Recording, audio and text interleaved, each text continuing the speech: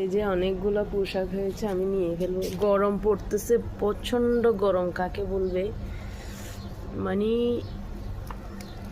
April মাস শেষ হতে না হতে গরমে স্টার্ট হয়ে যাচ্ছে। মানে এগুলো থাকা যাচ্ছে না গরমে। আর গাছগাছড়ি প্রত্যেকে রাখতে পারবো না মনে হয় না।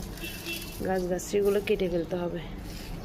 সেদিন পরশু দিন আমি কচু গাছগুলো কেটে ফেলছি, কেননা এখন গরমে রাখা যাবে না।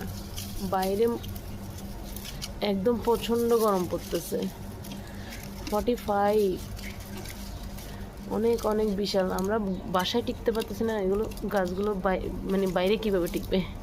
আমরা ভিতরে টিকতে পারতেছি না, এসি সারি তবু। আর গাছগুলো তো অনেকবার করে জল দিতে হয়, তার জন্য এটুকু টিকে আছে। তো আমার এই মরিচটা দেখেন কত বড় হয়েছে, অনেক বড় হয়েছে। এটা ছিঁড়বো কিনা চিন্তা করতেছি। তারপর ছোট্ট গাছে মরিচ আছে, এখানে এগুলো নিয়ে ফেলবো। এগুলো লাল লাল হয়ে যাচ্ছে, দেখছেন।